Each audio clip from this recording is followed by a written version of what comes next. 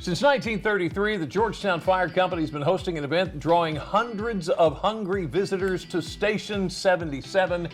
And now the 86th Annual Oyster Eat's coming back to Sussex County at the end of the month with plenty of food and plenty of fellowship. Yeah, the hot bushels of saltwater bivalve mollusks and cold drinks will be in abundant supply and in high demand. And here to give us a preview of the feast-filled function, this is Jake Ricker. He is the president of the Georgetown Fire Company. Jake, thanks for being here this afternoon. Yeah, good afternoon. Thank you for having me.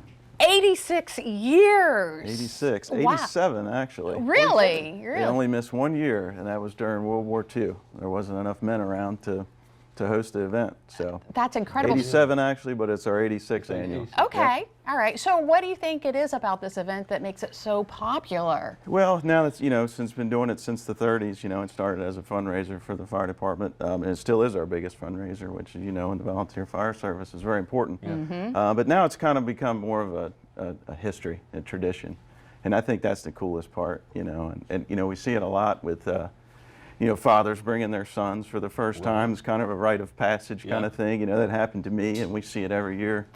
So that's pretty cool, and it's kind of become, tradition. Right. Okay. So oysters. We've mentioned oysters. What else? What else can we see? Oysters, cold beer. Okay. Bluegrass music. Yeah. Sawdust down on the floor. Our firehouse or engine bay is where we have it, and it kind of transforms in that morning. Trucks were pulled out. The station's transformed just as it was back in the 30s. Oh, wow. Still the sawdust, cold beer taps in the wall. They're only there for that day. Yeah, but bluegrass music, raw and steamed oysters, all you can eat. It's pretty cool. A lot of the tables and a lot of the way the firehouse is laid out is all the same as it was. Back decades 87 years ago. So it's a fundraiser. Talk a little bit about what this money is used for. So the money is used for a lot of things.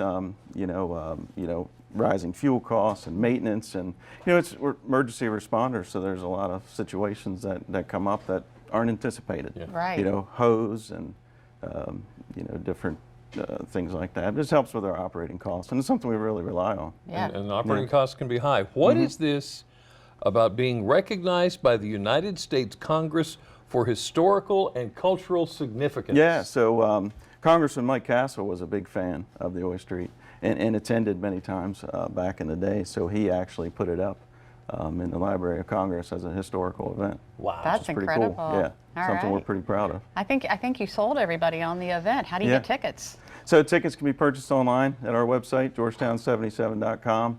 They can be purchased up in Delaware at any Shaker and Gas location, Baker's Hardware at Millsboro, and they can be purchased at the door as well. At the door. Yep. And this is when?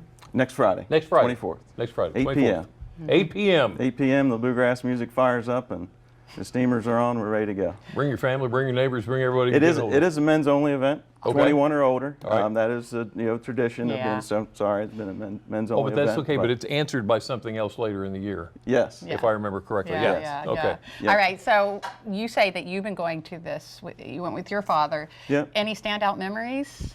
There's just a lot of the same traditions. I think the biggest thing for a lot of our members that work it is 8 o'clock's coming.